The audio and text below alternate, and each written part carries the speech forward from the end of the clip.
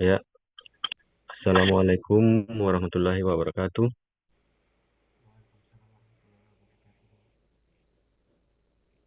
Ya, apa suara saya bisa didengar? Bagaimana semuanya? Tadinya dok kedengaran. Iya, iya. Jadi sebelumnya saya mau tanya, siapa achieve-nya sekarang? Tapi dok, saya dok untuk kelompok yang satu dok dan untuk kelompok yang satunya atas nama Amelia Kartika Amin dok. Oh ini Indar Wira ya, Indar Wira Widya. Tapi iya dok. Maksudnya kelompok yang satunya bagaimana itu? Yang di Tapi dok kami sebenarnya ada dua kelompok dok, cuman digabung dok jadi satu dok. Jadi ada dua chip dok. oh begitu. Tapi iya dok. Iya, kita mulai saja ya. Eh, untuk saya kebetulan pada hari ini saya diberikan kepercayaan untuk membawakan materi prosedur pemeriksaan hematologi. Jadi sebelumnya saya minta maaf tadi saya tidak sempat mengisi di jam pagi soalnya kebetulan ada kegiatan jadi eh, baru sempat pada saat ini. Untuk prosedur pemeriksaan hematologi eh, sebenarnya ini merupakan prosedur yang sehari-hari kita lakukan di laboratorium ya. Jadi untuk pemeriksaan hematologi yang paling sering, yang paling setiap hari kita lakukan adalah pemeriksaan darah rutin dan pemeriksaan lainnya. Namun yang paling sering dilakukan adalah darah rutin ini. Untuk prosedur hematologi, sebelumnya eh, kita harus mengetahui bagaimana tindakan yang dilakukan sebelum kita melakukan pemeriksaan terhadap sampel yang akan diperiksa untuk pemeriksaan hematologi. Eh, Pertama yaitu teknik flebotomi. Jadi kita ketahui bersama bahwa flebotomi itu adalah merupakan prosedur atau tindakan yang dilakukan untuk mengambil darah pasien, kemudian selanjutnya diperiksa, eh, di mana tujuannya adalah untuk melakukan diagnosis atau bisa juga untuk memantau pengobatan dan untuk keperluan terapi ya. Jadi flebotomi itu ada tiga tujuannya sebenarnya untuk mengetahui diagnosis pasien, memantau pengobatan atau follow up dan keperluan terapi ya. Misalnya untuk flebotomi terapeutik dengan mengeluarkan darah untuk dengan tujuan untuk melakukan terapi. Namun efek sampingnya ini dapat menimbulkan perdarahan, infeksi, hematom, serta efek yang lainnya. Oleh karena itu sebaiknya dilakukan secara hati-hati eh, untuk menghindari efek samping tersebut. Tentunya eh, eh, harus dilakukan oleh tenaga kesehatan yang terlatih. Kemudian untuk mencegah terjadinya infeksi nosokomial, kita senantiasa harus memperhatikan keselamatan pasien dan keselamatan kita sendiri ya. Jangan jangan cuma memperhatikan keselamatan pasien sementara keselamatan kita sebagai tenaga kesehatan diabaikan. Jadi kita harus senantiasa melakukan cuci tangan, kemudian jangan lupa menggunakan alat pelindung diri serta mematuhi prosedur phlebotomi yang berlaku.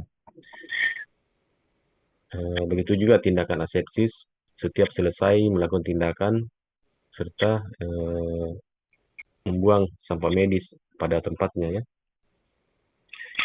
Sebaiknya sekarang kan kita pada umumnya menggunakan bahan-bahan dispo ya, jadi tidak ada lagi bahan reuse atau yang disterilkan kembali khusus untuk kayak spoid dan sebagainya. Jadi eh, kita sebaiknya menggunakan yang bahan-bahan disposable ya. Jadi kalian pada saat ada di rumah sakit di laboratorium nanti eh, pertama melihat dulu ya di ruang sampling lihat dulu bagaimana prosedurnya, kemudian mungkin kalau sudah mahir bisa minta izin kepada eh, tenaga kesehatan yang ada di situ, termasuk analis ya untuk minta izin untuk melakukan flebotomi ya.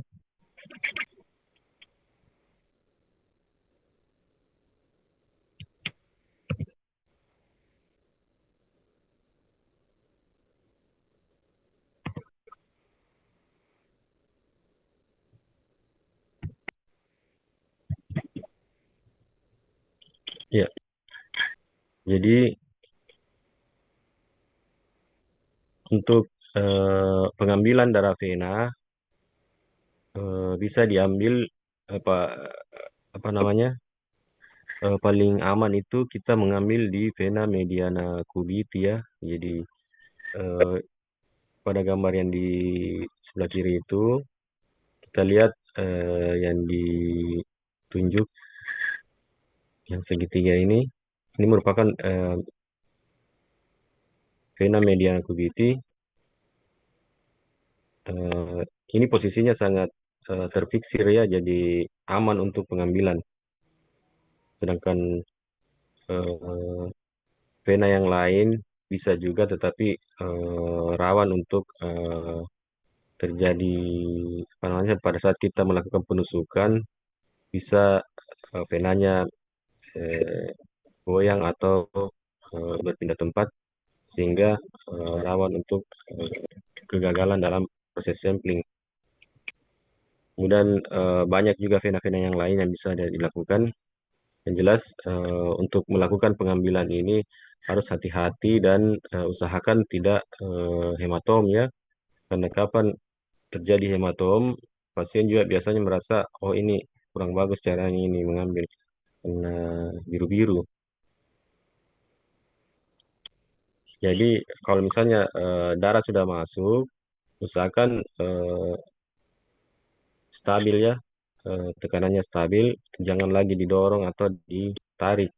Karena kalau misalnya kita dorong bisa-bisa menyebabkan tembus, tembus venanya. Jadi ini ya, saya kira untuk flebotomi vena ini sama dengan apa namanya, pada saat kita melakukan infus pasien, posisi venanya bisa dicari posisi-posisi vena yang aman ya, yang kalau misalnya di vena mediana cubitis kita tidak bisa apa namanya, tidak terlalu kentara, bisa cari vena lainnya, bisa lebih superficial. Saya kira untuk prosedur vena ini saya kira lebih bagus kalau pada saat di ruang sampling bisa memperhatikan, pertama memperhatikan, kemudian kalau sudah bisa nanti bisa melakukan sendiri ya. Jadi saya lihat di buku logbooknya itu ada tindakan untuk melakukan. Jadi saya harapkan kalian eh, yang sudah tolong berikan kesempatan kepada yang lain untuk melakukan pengambilan sampel ya.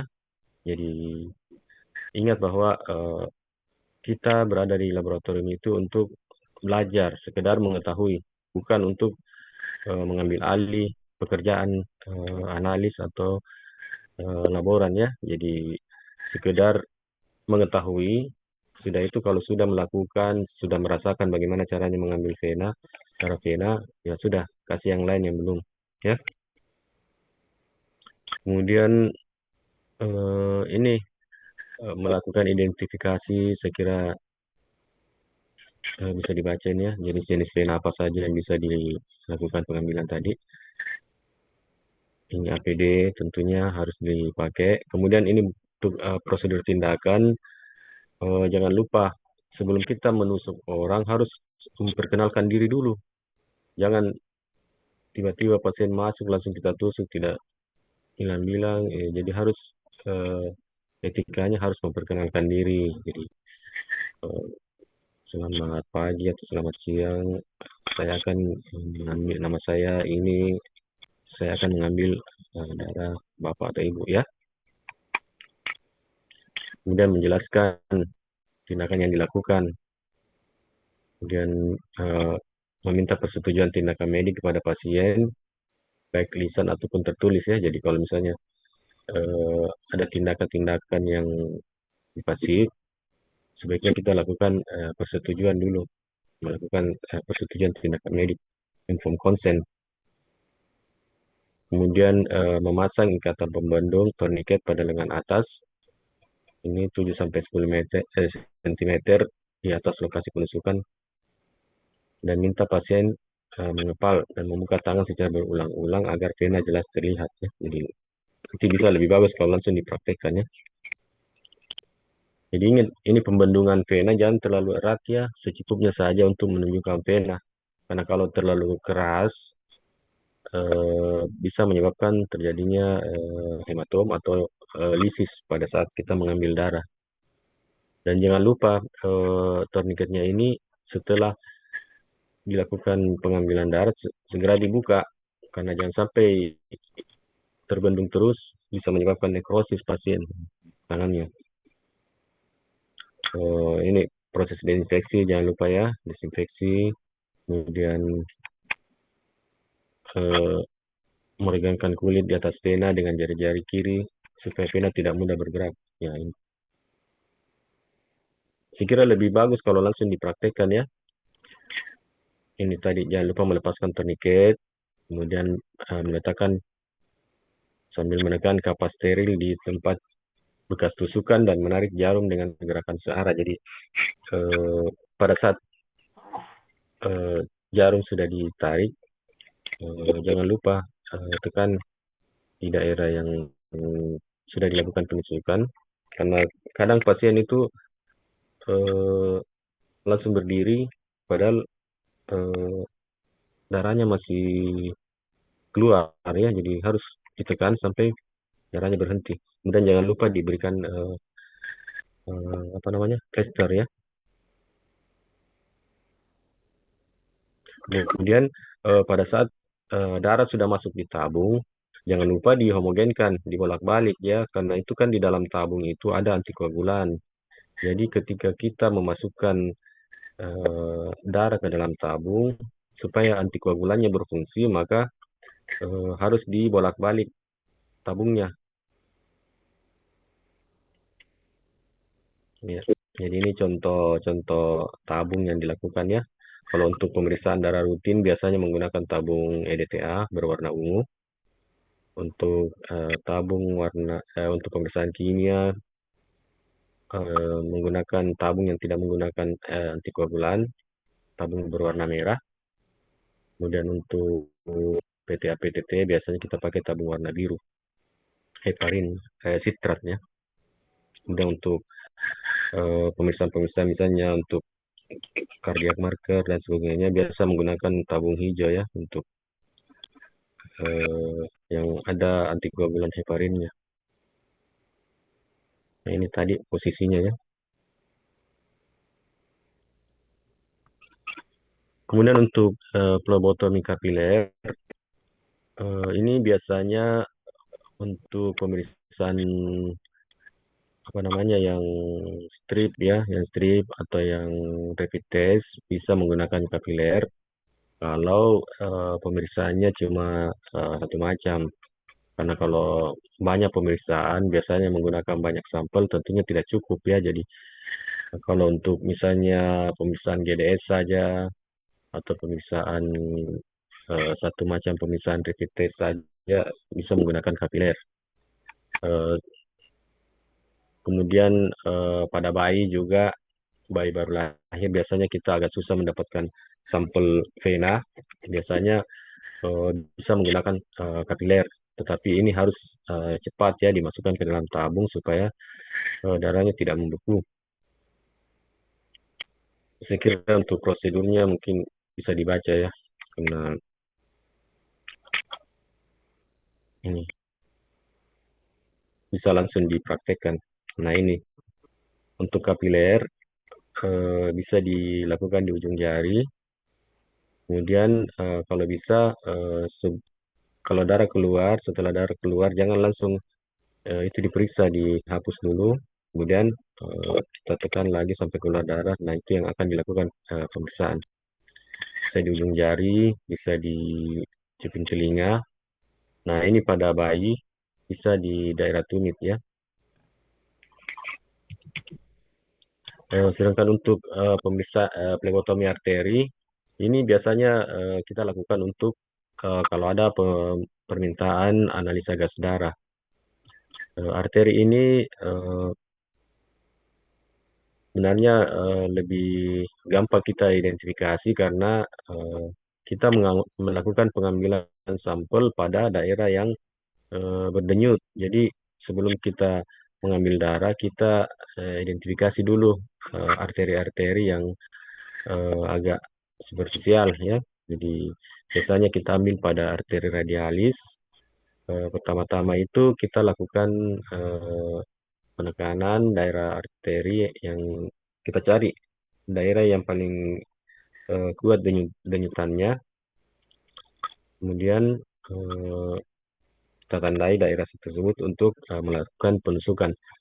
Tapi sebelum melakukan prosedur arteri ini ada namanya tes Allen ya. Jadi tes Allen itu untuk menilai apakah sirkulasi kolateral di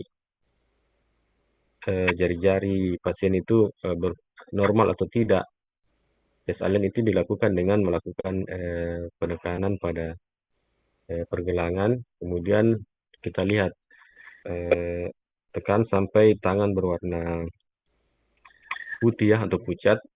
Kemudian setelah itu dilepaskan, kita lihat setelah pembendungan dilepaskan, maka kita lihat darah kembali, tangan kembali menjadi merah ya. Jadi itu artinya kolateralnya masih berfungsi, masih bagus.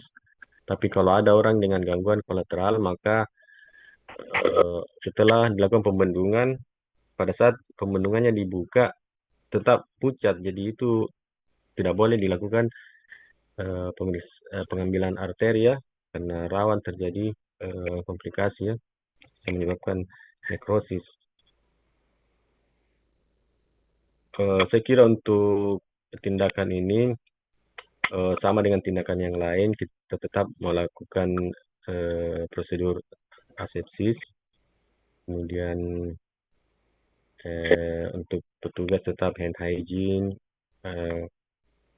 apa namanya ya, serta menggunakan APD ya.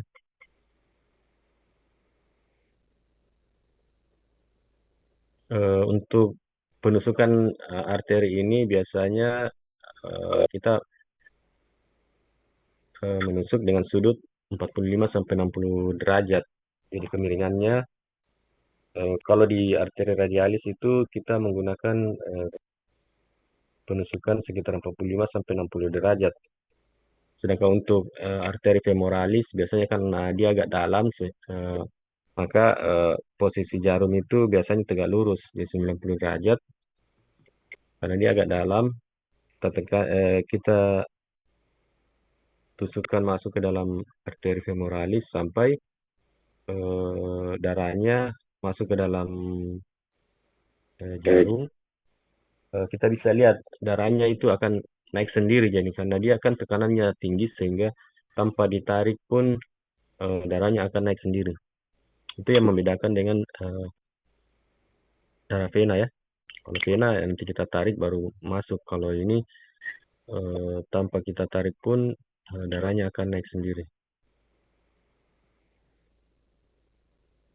Ya, saya kira ini prosedur-prosedurnya tetap kita lakukan untuk identifikasi ya, tetap label, kemudian memeriksa apakah perdarahan di tempat tusukan masih berlangsung. Kita harus melakukan penekanan ya sampai darah berhenti.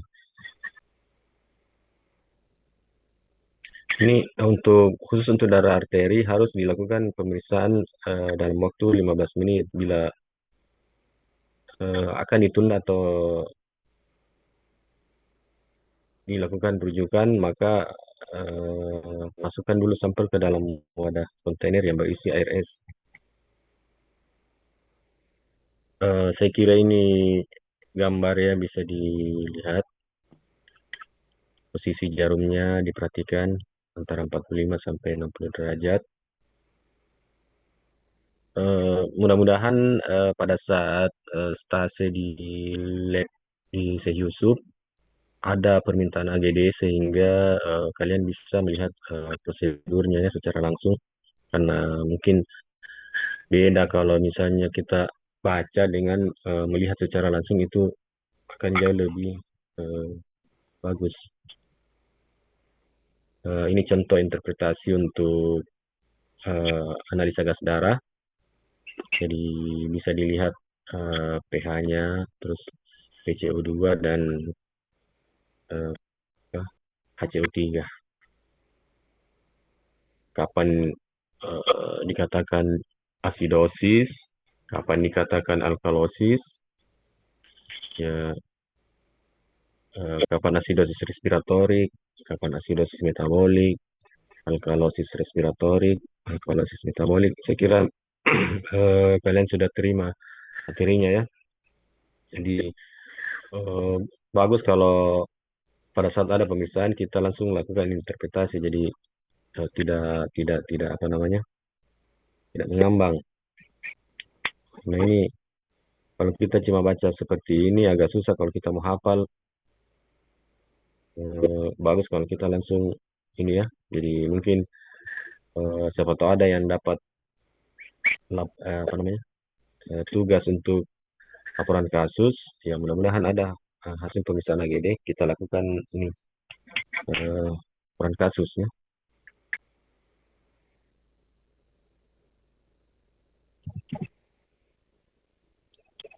Kemudian untuk pemeriksaan HB, saya kira untuk pemeriksaan HB Sahli itu sudah jarang dilakukan ya, termasuk di kalau di puskesmas mungkin masih dilakukan kalau yang belum mempunyai eh, alat data rutin yang otomatis. Tapi kalau untuk pemeriksaan HB saja,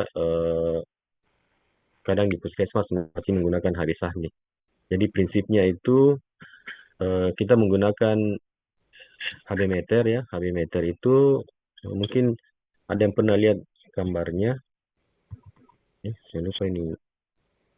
Jadi dia alatnya kecil, kemudian prosedurnya dilakukan yaitu membandingkan warna sampel darah dengan warna merah standar. Jadi ada memang standar eh, warna yang di apa namanya yang ada di alat tersebut, kemudian dibandingkan dengan sampel darah pasien yang kita lakukan pemeriksaan. Jadi pemeriksaan HB ini dengan menggunakan metode HB Sahli lebih mudah, ekonomis, akan tetapi masih bersifat subjektif. Ya, jadi ini bersifat subjektif, tergantung cara orang melihat. Karena ini kan masih menggunakan mata mata pemeriksa, membandingkan apakah betul warnanya sudah sama atau tidak. Kalau ya, jadi ini benar-benar bersifat subjektif, tergantung siapa yang periksa. Kadang eh, persis sama, kadang masih belum sama, tapi sudah di ini jadi agak hati-hati memang ya untuk melakukan pemeriksaan yang habis ahli. Prinsipnya itu ini prinsip penetapan kadar HB Sahli ini adalah menggunakan HCl 0,1 N akan diubah menjadi hematin asam. Jadi sampel darah pasien dicampur dengan HCl akan berubah menjadi hematin asam.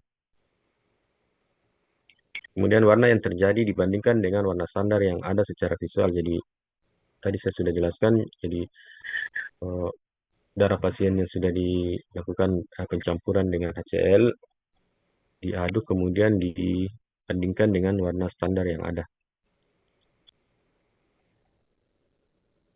Saya kira ini prosedurnya bisa dibaca ya. Masukkan HCl 0,1, kemudian 5 tetes. Eh, Kemudian diambil darah kapiler atau eh, darah vena pasien kalau sudah ada di dalam tabung ya. Tapi kalau tidak ada kita bisa menggunakan darah kapiler. Menyisap sampel darah dengan pipet HB sampai garis tanda 20 cm apa ini, Bro? Ya, atau sebanyak 20 mikroliter ya. Kemudian untuk prosedur lainnya sekira sama dengan yang lain untuk tindakan asepsis ya.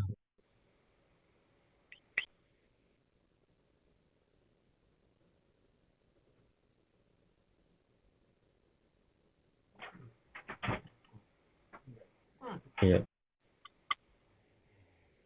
Kemudian untuk nilai rujukan HB itu pada laki-laki itu 14 sampai 18 gram per dl.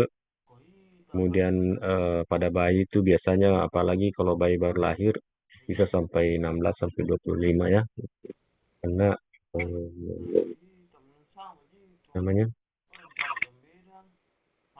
Kemudian pada wanita itu 12 sampai 16.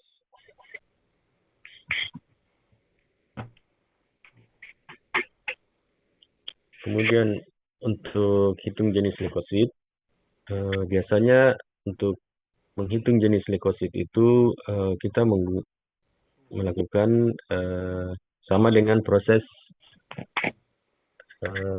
pemeriksaan ADT ya. Jadi kita lakukan apusan, kemudian diwarnai. Dari pewarnaan tersebut kita bisa menghitung jenis leukositnya, diff count-nya. Jadi kita bisa membedakan yang mana neutrofil, yang mana eosinofil, basofil, limfosit, monosit ya. Jadi kemudian jumlah leukosit pada orang dewasa normal itu berkisar antara 5.000 sampai 11.000 ya. Kemudian leukosit pada umumnya dibagi menjadi 2 kelompok, yaitu granulosit dan agranulosit. Ya, jadi yang dimaksud granulosit dan agranulosit itu granulosit itu yang termasuk neutrofil, eosinofil, basofil yang bergranul. Sedangkan yang agranulosit itu monosit dengan fosit. Ya.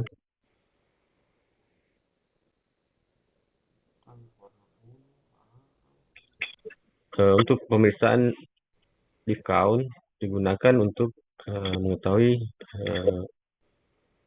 jumlah berbagai jenis leukosit tadi ya.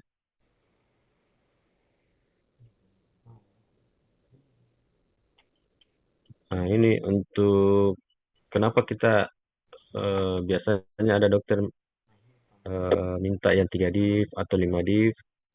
3 div itu maksudnya dia cuma bisa uh, memeriksa 3 jenis, misalnya neutrofil, limfosit saja dengan monosit.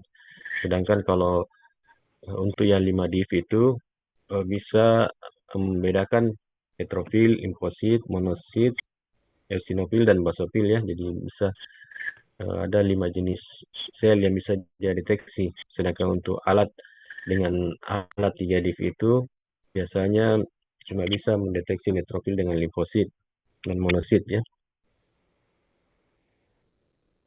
Untuk hitung jenis leukosit, selain menilai jenis-jenis leukosit normal juga memperhatikan kemungkinan adanya sel leukosit abnormal dalam darah tepi atau perifer. Jadi ini biasanya kita lihat adanya sel-sel leukosit yang mudah.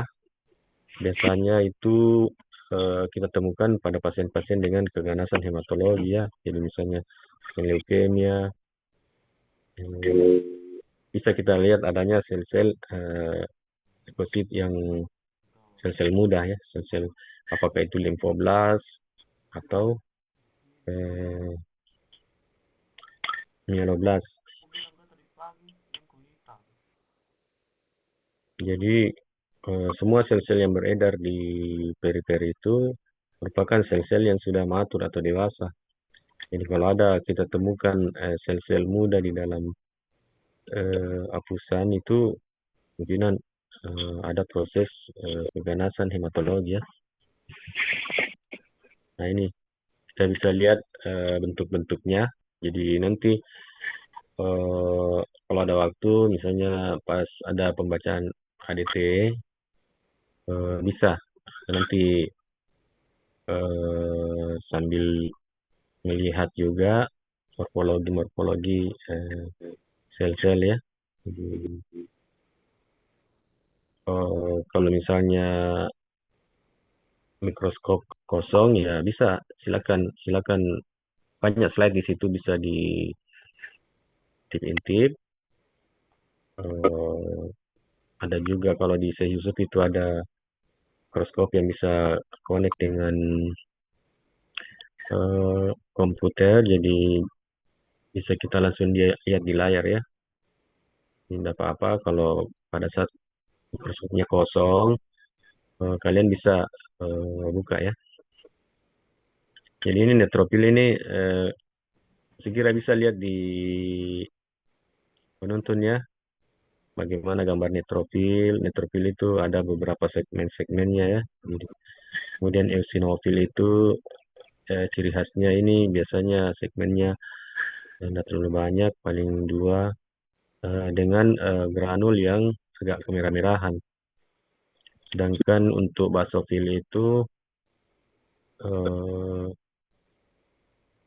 hampir sama dengan eosinofil, cuma granulnya biasanya agak hitam dan hampir menutupi seluruh inti sel.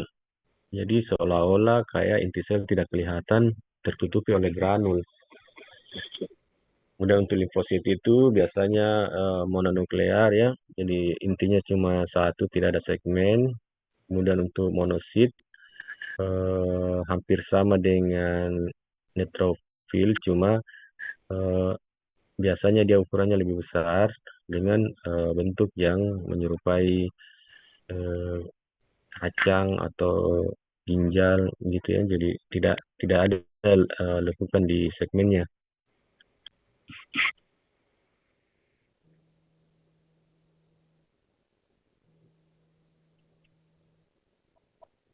Jadi untuk hitung jenis leukosit ini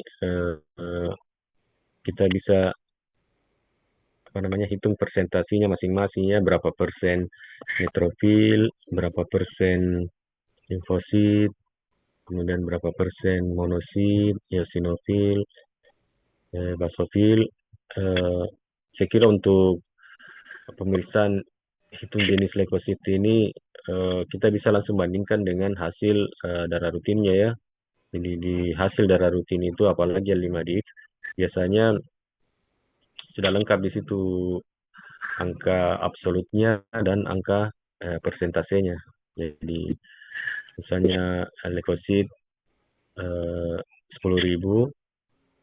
neutropil misalnya 6.000, limfosit 3.000, eosinofil dan basofil itu sekitar 100 sampai 1.000. Ya, bisa di persentasenya itu merupakan perhitungan ya, perhitungan dari jumlah perbandingan antara jumlah jumlah total jumlah misalnya neutropil per jumlah total leukosit dikali 100 ya. Begitu juga untuk limfosit, jumlah eh, absolut total absolut jumlah absolut limfosit per jumlah leukosit dikali 100. Itu juga dengan eosinofil dan basofil ya.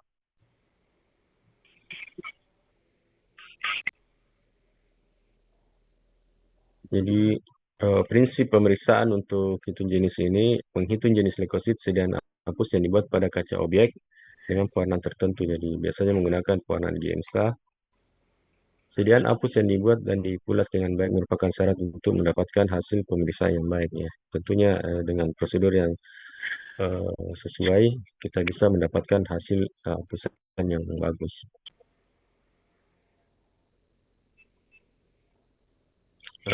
Ini kita bisa perhatikannya untuk hasil darah rutin. Perhatikan kapan terjadi lekositosis. Kalau leukosit meningkat itu dikatakan leukositosis.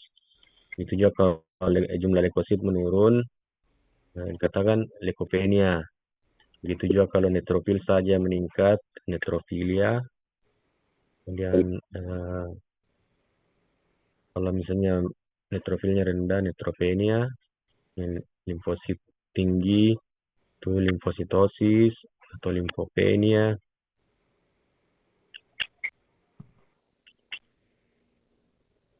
Nah, ini nilai rujukannya itu saya kira bisa dilihat di hasil darah rutin ya. Jadi di samping hasil itu ada selalu kita tampilkan nilai rujukan. Karena kadang beda alat itu beda juga nilai rujukannya. Tapi enggak jauh beda. Biasanya mirip-mirip, beda-beda 0, ya. Tapi untuk secara umum itu kita bisa lihat pada orang normal persentase eosinofil, basofil, neutrofil itu biasanya tetap ya kayak ini. Eosinofil biasanya 1-3% saja. Kapan misalnya eosinofilnya meningkat, kita bisa curiga, oh ini ada mungkin ada reaksi alergi kah, atau ada reaksi apa namanya infestasi parasit, sehingga terjadi reaksi eosinofil meningkat. Begitu juga pada neutrofil, misalnya neutrofil segmen meningkat, misalnya lebih dari 70%, ini bisa kita curigai adanya misalnya infeksi bakteri, sehingga neutrofilnya meningkat. Itu juga dengan limfosit dan monosit ya. Jadi limfosit 20-40%, monosit itu paling sekitar 2-8% saja. Kemudian untuk laju endap darah, yaitu kita melakukan pemeriksaan untuk mengetahui kecepatan mengendapnya eritrosit dari sampel darah dalam suatu tabung tertentu yang dinyatakan dalam milimeter per jam ya. Jadi untuk pemeriksaan laju endap darah ini kita lakukan untuk yang manual itu masih menggunakan waktu 1 jam ya, 1 jam pertama dan 1 jam kedua berikutnya. Tetapi ada alat-alat yang otomatis sekarang itu dengan waktu 15-30 menit kita sudah bisa keluar hasil ya. Jadi untuk metode yang lama itu memang masih menggunakan metode gold standar. Untuk laju endap darah itu masih menggunakan metode manual, Green.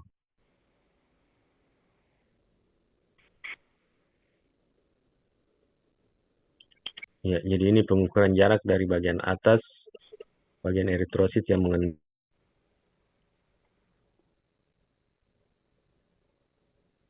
di tabung itu nanti kita lihat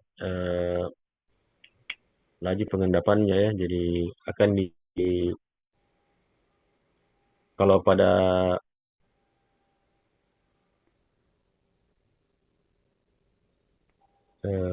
darah yang mengendap dengan serum yang terbentuk itu bisa ada tanda-tandanya berapa milimeter. Nah, itulah kita laporkan sebagai laju endap darah dalam milimeter per jam.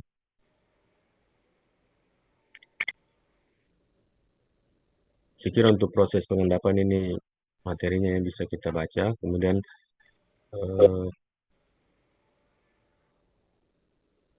untuk metode pemeriksaan ini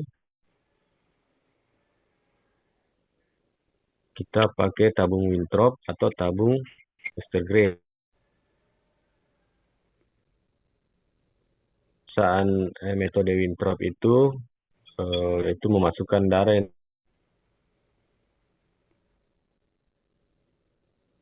tanda 0. Kemudian jagalah jangan sampai terjadi gelembung atau busa.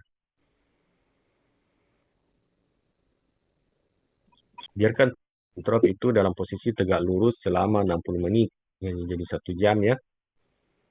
Kemudian kita membaca dan melaporkan tingginya lapisan plasma dengan milimeter dan 1 milimeter sebagai hasil pembacaan laju endap darah.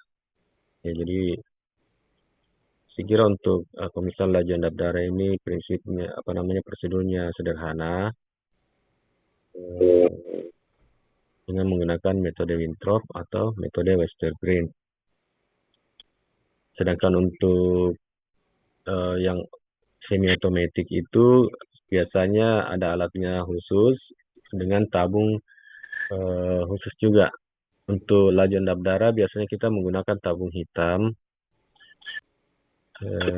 dengan bentuk yang agak memanjang.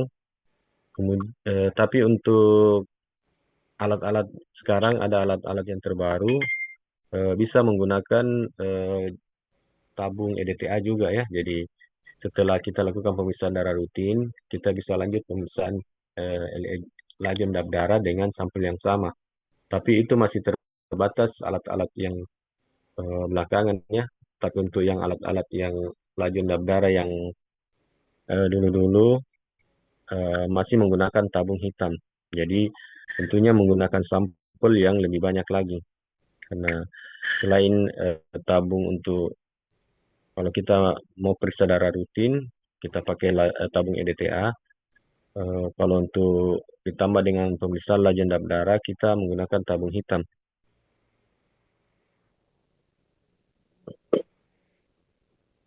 Tapi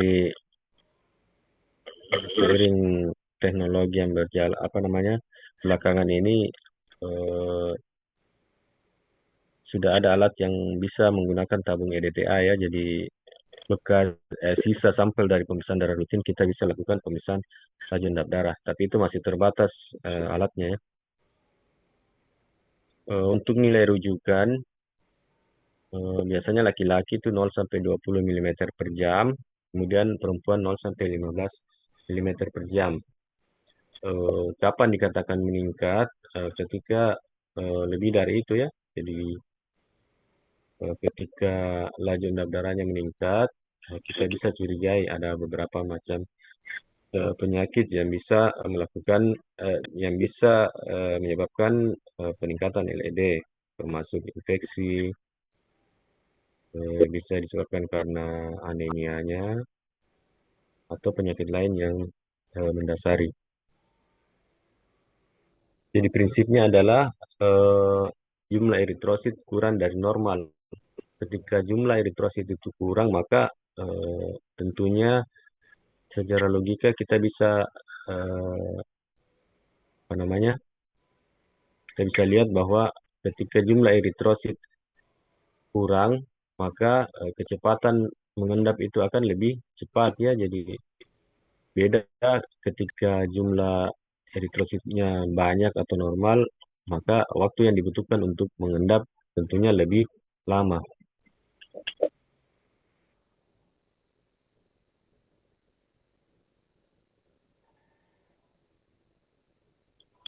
Ini kemudian untuk peningkatan kadar fibrinogen dalam darah juga akan mempercepat pembentukan rulo ya, sehingga LED dapat meningkat. Rulo itu artinya eritrosit yang saling bertumpuk ya. Jadi ketika eritrosit sudah saling bertumpuk, maka akan mempercepat pengendapannya ya, karena sudah berdempet-dempet memang nih eritrositnya, sehingga eh, memudahkan untuk terjadi pengendapan lebih cepat.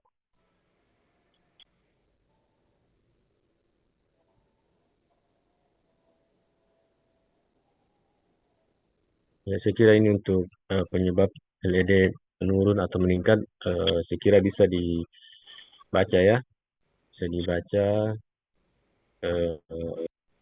apa yang bisa menyebabkan laju endap darah meningkat, apa yang bisa menyebabkan laju endap darah menurun. Tentunya kita harus kita harus membandingkan antara hasil LED dengan klinis pasien, karena kadang kita cuma melihat hasil laboratorium tanpa melihat klinis pasien. Begitu juga sebaliknya, kita cuma lihat klinis tapi tidak ada hasil labnya. Tentunya kalau kita bandingkan antara hasil lab dengan klinis itu tentunya lebih bagus ya. Karena kadang eh, kita di laboratorium tidak melihat pasien, jadi kadang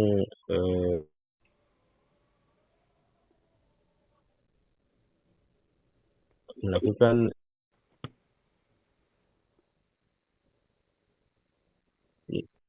apa namanya,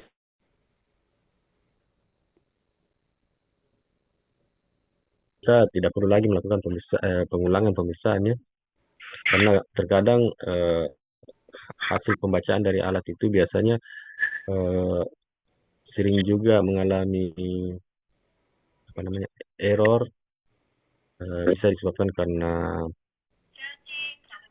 adanya prosedur yang tidak sesuai atau mungkin alatnya juga agak terlalu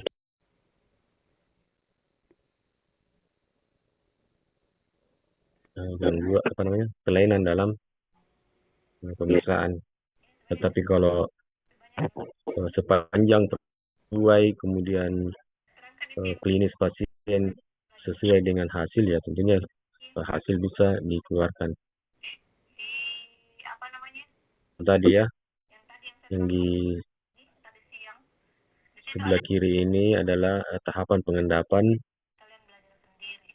eritrosit ya, dari 0 menit sampai 15 menit dan 30 menit, dan dinilai pada saat 60 menit. Ini kita bisa lihat adanya pemisahan antara sel dengan plasma. Jadi sel itu akan mengendap di bagian bawah, sedangkan plasmanya akan berada di bagian atas ya.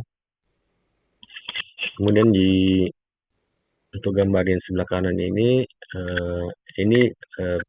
metode pemeriksaan LED yang manual ya. Jadi konvensional. Ini memang kita lakukan pemeriksaan selama 1 jam. Sementara untuk pemeriksaan LED sekarang itu bisa sampai 15 menit sudah keluar hasil. Tentunya dengan jenis tabung yang berbeda ya. Jadi yang dihitung itu adalah bagian atas ini, bagian atas plasmanya dengan kita lihat anunya penandanya. Ada di tabung itu ada skala mulai dari 0 sampai 0, 5, 10. Jadi semakin banyak plasma yang berwarna kuning ini, maka tentunya nilai LED-nya semakin tinggi ya. Pembacaan LED-nya semakin tinggi.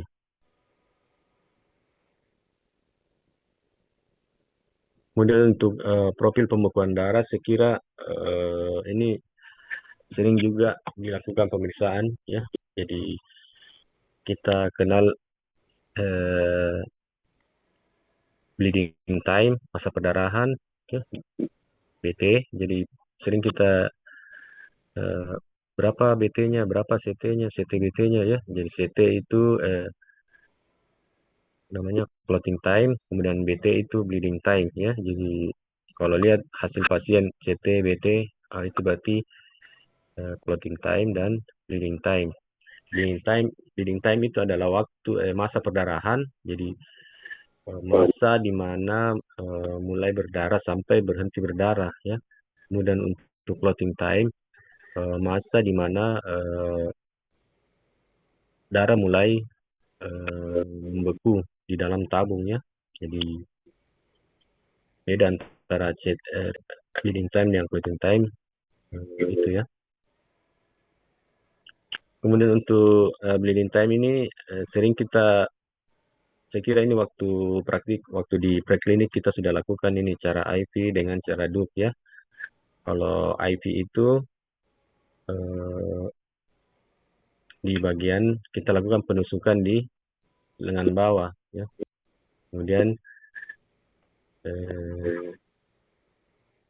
kita hitung setiap 30 detik kita lap dengan kertas saring atau kertas tisu. Dari situ bisa dilihat berapa kali kita melakukan apa namanya, kita lakukan pengelapan dan kita hitung berapa titik yang muncul. Nah itu kita kali dengan 30 detik. Jadi kalau misalnya 5 kali kita lap darahnya, berarti 5 kali 30 detik ya, jadi 30 tambah 30 berapa, 150, 5 kali 3 150 detik ya.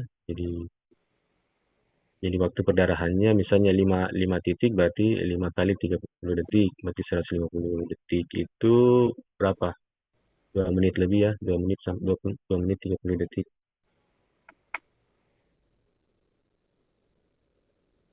Ya. Jadi kita lap perdarahan itu sampai tidak ada lagi keluar darah. Nah itu kita hitung tadi. Kemudian untuk cara aduk, kita menggunakan metodenya sama dengan yang tadi, cuma posisinya kita ambil di mana? Di daun telinga ya. Di daun telinga kita lakukan penusukan, kemudian sama kita mengisap tetes darah yang keluar setiap 30 detik, dan kita hitung berapa tetesan yang muncul. Nah itu kita hitung berapa lamanya perdarahannya. Biasanya pada orang normal itu 1 sampai 7 menit ya sudah berhenti berdarah. Kira ini gambarnya yang untuk metode IP dengan metode DUK ya. Kemudian untuk clotting time, normalnya itu 4 sampai 10 menit. Kemudian prinsipnya diambil darah pena dan dimasukkan ke dalam tabung, kemudian dibiarkan membeku. Kapan mulai membeku? Itulah dihitung waktu pembekuannya ya, clotting time-nya. Di sini kita menggunakan 4 tabung reaksi. Kemudian kita mengambil darah vena 4 ml dan menjalankan stopwatch pada saat darah mulai tampak di dalam jarum. Kemudian kita masukkan masing-masing 1 ml atau 1 cc ke dalam setiap tabung ya. Jadi karena kita tadi 4 tabung, masing-masing 1 ml setiap tabung. Kemudian setelah 3 menit mulai mengamati tabung pertama, angkat tabung keluar dari terbat dalam posisi tegak lurus, lalu miringkan. Perhatikan apakah darah masih bergerak atau tidak. Jadi kapan darahnya masih bergerak berarti belum membeku. Tapi ketika sudah mulai kaku, berarti kita hitung bahwa oh ini sudah beku. Kita catat masing-masing tabung ya. Jadi kemudian itu kita ambil rata-ratanya.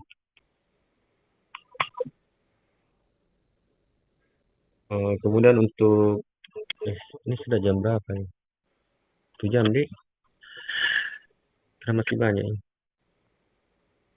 Oke, terakhir untuk hapusan darah tepi. Untuk hapusan darah tepi nanti pada saat stase di laboratorium kita bisa lihat langsung prosedurnya ya. Jadi kalau misalnya tidak sempat melihat pewarnaannya, nanti kita baca sama-sama interpretasinya, kita intip sama-sama hasil apa namanya, hasil pewarnaan tersebut. Jadi prinsipnya ini adalah kalau untuk pewarnaan kita menggunakan GIMSA. Saya kira untuk prosedurnya bisa dibaca ya. Bisa menggunakan metode Wright, GIMSA. Nah ini gambar yang di sebelah kiri ini cara untuk melakukan pembuatan hapusan ya. Jadi ini sekedar diketahui ya, nice to know saja ya, bahwa untuk membuat apusan sebaiknya jangan terlalu banyak sampel darahnya, satu tetes saja, kemudian kita lakukan penghapusan pada kaca objek. Tapi sebelumnya kita tarik dulu sampai menyebar, jadi menyebar di ujung kaca. Setelah itu baru didorong. Ini gambar yang di samping kanan ini contoh hapusan yang bagus ya. Jadi biasanya hapusan yang bagus itu tidak sampai ke ujung kaca ya. Jadi ada bentuk seperti lidah, jadi ada daerah-daerah ya, pembacaan yang tipis. Nah, ini bagus dievaluasi. Karena kalau terlalu tebal, biasanya kita agak susah untuk melakukan evaluasi terhadap morfologi sel.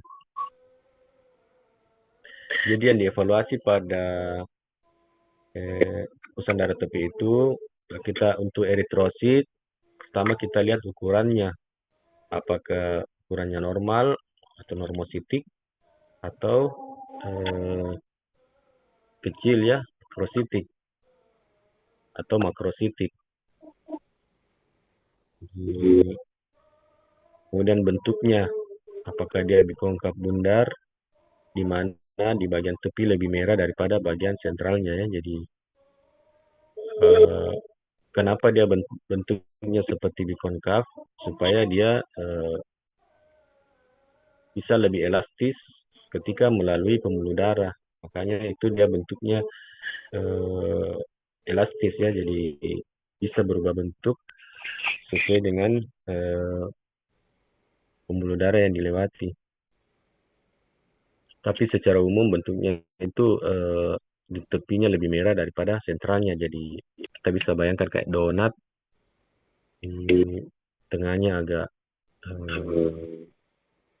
apa namanya, pinggirnya lebih tebal daripada tengahnya. Untuk warnanya ini bagian tengahnya itu lebih pucat dibanding bagian pinggirnya. Namanya akromia sentral ya.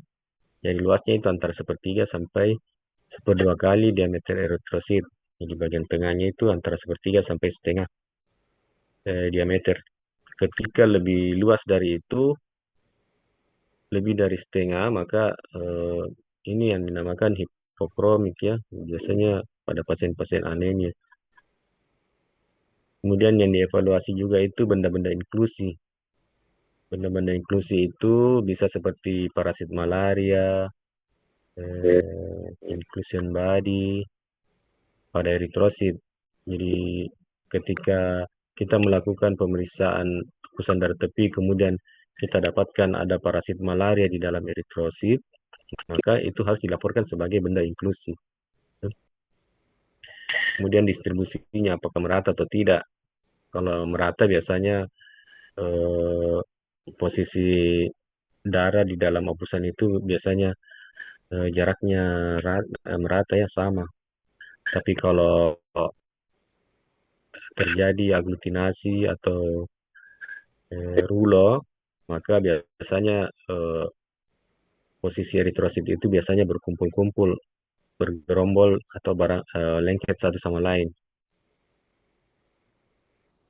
Kemudian untuk leukosit yang dievaluasi itu adalah ya, apakah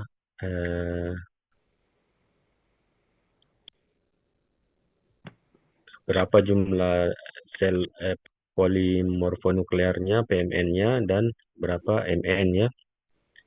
Biasanya kita lakukan perhitungan discount secara manual. Dulu waktu belum ada hasil darah rutin yang dapat menghitung discountnya, maka biasanya kita lakukan perhitungan secara manual. Berapa persen leukosit, berapa persen eosinofil, berapa persen basofil, dan itu kita menggunakan eh, alat discount manual yang kayak mesin ketik itu. Jadi ada memang di situ tandanya eosinofil ditekan, kemudian basofil. Nah, berapa di situ hasil akhirnya itu kita hitung per 500 eritrosit ya.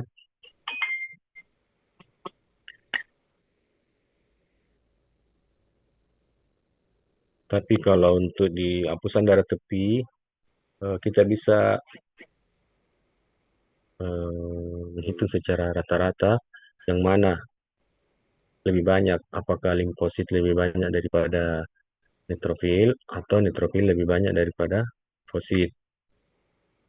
Tentunya harus dibandingkan dengan hasil darah rutinnya ya. Kemudian untuk trombosit, eh, ini biasanya diameternya itu antara 1 sampai 3 mikrometer, tidak berinti. Dia merupakan apa namanya, sel-sel untuk eh, apa namanya, keping darah untuk proses agregasi, mempunyai granula dan bentuknya reguler. Kalau di hapusan darah tepi itu biasanya pada orang normal itu dalam satu lapangan pandang itu biasanya ada satu trombosit per 15 sampai 20 eritrosit atau 5 sampai 15 per lapangan pandang. Ya, jadi satu lapangan pandang itu bisa kita temukan 5 sampai 15 itu eritrosit. Jadi dia bentuknya keping-keping darah yang kecil. Jadi dia nanti pada saat eh, pemeriksaan ADT saya perlihatkan yang mana eritrosit, yang mana leukosit, yang mana trombosit ya. Ini kemudian ini contoh hasil pemeriksaan hematologi pada alat automatic ya. Jadi hematologi analyzer ini yang kalau ini saya lihat yang 5 div ya, karena dia bisa mendeteksi eosinofil, basofil, neutrofil, limfosit, dan monosit. Jadi ini lengkap dengan skaternya. Jadi untuk pembacaan scatter saya kira eh, sekedar diketahui saja, tetapi ini ada warna-warnanya. Limfosit itu biasanya ini yang warna merah, kemudian yang warna biru itu neutrofil, kemudian yang hijau ke atas itu eosinofil dan monosit. Saya kira dengan hasil hematologi analyzer saya jelaskan tadi, jadi kalau dulu kita menggunakan pemeriksaan manual, sekarang dengan satu kali pemeriksaan satu alat kita sudah bisa lihat seluruh hasil dari HB, leukosit sudah ada, RBC, kemudian trombosit, jumlah trombosit. Jadi saya kira dengan hematologi analyzer kita sudah bisa melihat semua tanpa kita harus menghitung lagi secara manual. Tapi tentunya dengan hasil seperti ini kita harus bisa melakukan interpretasi ya. Interpretasi itu kita lihat apakah HB-nya normal atau tidak. Jadi tetap kita harus HB-nya dikatakan rendah, kapan HB-nya dikatakan dengan trombosit. Karena dengan pemeriksaan seperti itu kita bisa ketahui, oh kira-kira ini pasiennya ada gangguannya di mana. Di, misalnya leukositosis, kemungkinan ada infeksi. Kemudian misalnya HB-nya rendah, kemungkinan ada anemia. Nah, anemia itu kita bisa tahu penyebabnya dengan melakukan pemeriksaan ADT tadi ya.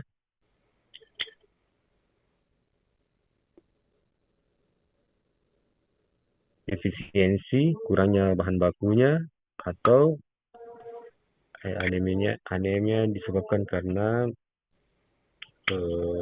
perdarahan atau karena penghancuran yang berlebihan. Ya, saya kira untuk pemeriksaan hematologi eh, sudah saya jelaskan. Mungkin ada yang ingin bertanya atau bagaimana? Saya lihat ini sudah jam 8 ya, sudah 1 jam lebih. Bagaimana? Mana yang lain? Masih ada Ji semua ini, tidak tertidur Ji. Halo? TBY dok, ada dok. Ada yang bertanya?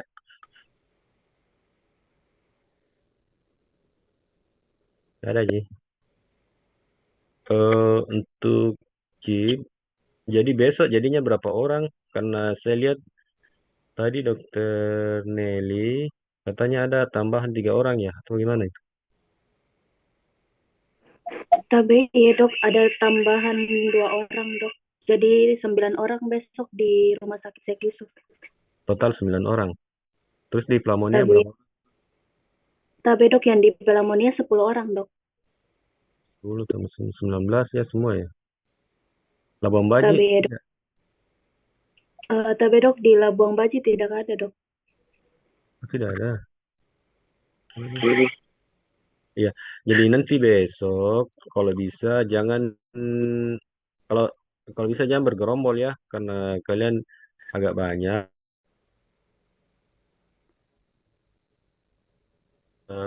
membagi diri, jangan berkumpul semua di ruang sampling, karena kan ruang sampling agak sempit. Jadi kalau misalnya bisa gantian 5 orang, 5 orang di sampling, 5 orang di hematologi, atau bisa sebagian ke BDRS ya, karena terkadang juga di BDRS itu kadang ada sampel, kadang tidak. Jadi kalian bisa eh, belajar bagaimana melakukan cross matching. Jadi gantian supaya tidak terlalu bertumpuk ya. Kemudian apa namanya, tugas yang punya tugas dengan saya ada dari kelompok ini. TBY dok ada dok. Siapa yang punya tugas? Atas nama Yuda Ya, Wiratama dok. ada yang TBY. TBY dok atas nama Yuda Wiratama dok. Yuda Wiratama. Ya, tugasnya apa? TBY dok saya dapat lapsus untuk di kita. Oh, laporan kasus ya. Tapi ini Yuda TBY di dok. Seyusu besok ya. TBY dok besok besok itu. Hmm. Jadi nanti besok bisa langsung ini ya, nanti lapor saja, nanti eh, sekalian cari-cari pasien yang hasil labnya agak bermasalah, bisa disingkat sebagai laporan kasus. Kemudian yang lain, ada juga yang referat sama saya. TB dok, iya dok, saya dok atas nama Rosa Febrianti dok. Rosa Febrianti. Nanti untuk Rosa, bisa cari-cari memang judul referat yang belum pernah dibawakan oleh teman sebelumnya ya, supaya cari beberapa alternatif. Ada beberapa judul supaya saya bisa pilihkan ya. Tapi cari-cari memang yang ini yang belum pernah dibawakan.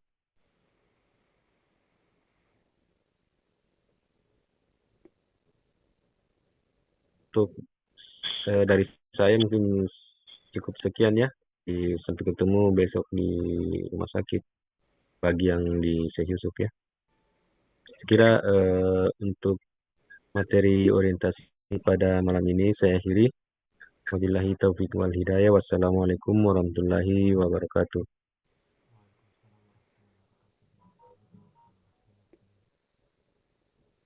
Tahu dok, terima kasih dok.